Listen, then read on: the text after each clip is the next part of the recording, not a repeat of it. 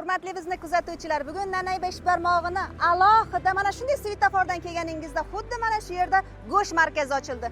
Bu go'sht markazida xohlagan go'shtlaringizni turini topishingiz mumkin. Qani ketdik. Hormang Husniddin aka. Assalomu alaykum. Yaxshi ochib oldinglarmi? Ha, xudoga shukr. Qanday bo'lyapti klientlar?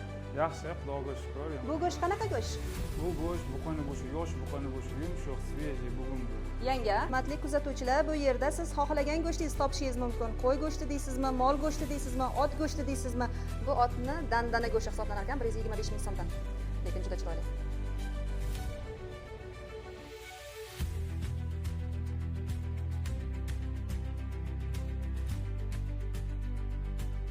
Bo'lmasa menga taliq chiroyli joydan kesib berasiz.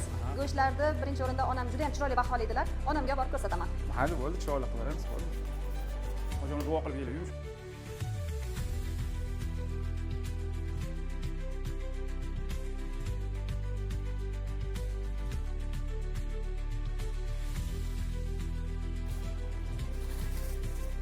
Salomat bo'ling, osh bo'lsin. Rahmat. Siz onaxonga aytasiz, duo qilib qo'yarlar. Go'sht yumshoq, hayratingizdan mamnunmiz. Yana kelib turing.